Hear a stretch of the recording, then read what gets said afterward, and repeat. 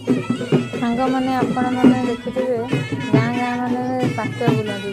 ଆଜି ଆମ ସାହିକୁ ଆସିଥିଲେ କେମିତି ପାଟୁଆ ବୋଉ ତାଙ୍କୁ ପାଣିରେ ହଳଦୀ ପାଣିରେ ପାଦ ଧୋଇ ଠାକୁର ଘର ଆଣିଥିଲେ ପାଟୁଆଙ୍କୁ। ତାଙ୍କୁ ଝୁଣା ଦୀପ ଦେଇଥିଲେ ପାଟୁଆକୁ ଝୁଣା ଦୀପ ଦେଇଥିଲେ ପଣା ବି କରିଥିଲେ ମାଆଙ୍କ ପାଇଁ। ମା ପଣା ପିଇକି ଘରୁ ବାହାରକୁ ଆସିଥିଲେ। ବାହାରେ ଆସି ମାଆଙ୍କ ସ୍ଥାନରେ ନାଚୁଥିଲେ। ନାଚି ସାରିଲା ପରେ କାଙ୍କରା ବି ଖୋଇଥିଲେ ଖାଇବାକୁ। କାଙ୍କରା ବି ଦେଖ ମୋ ମା ଖାଉଛନ୍ତି ସେମିତି। କାହିଁକିନା ସବୁ ମା ମାନେ ଏଇ ମାସରେ ଆସନ୍ତି ବିଜେ କରନ୍ତି। ତାଙ୍କ 5 ଦିନ ପରେ ଲୁହା ଖାଇ କରି ପୁଣି ତାଙ୍କ ସ୍ଥାନରେ ରହିଯାଆନ୍ତି। ମାନେ ଯେଉଁ ମା ମାନେ ଏମିତି ମାନସିକ କରିଥାନ୍ତି ପୁଅମାନଙ୍କ ପାଇଁ ସେ ପୁଅମାନେ ହିଁ ପାଟୁଆ ହେଇଥାନ୍ତି। ତାଙ୍କ ଦେହରେ 5 ଦିନ ଯାକ ମା ବିଜେ କରିଥାନ୍ତି। ଗୋଟେ ଅଖଣ୍ଡ ଦୀପ ବି ଜଳା ଯାଇଥାଏ।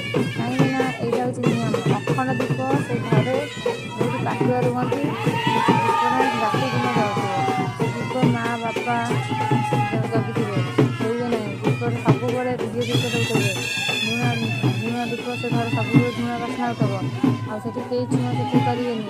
ଏମିତି ନିୟମ।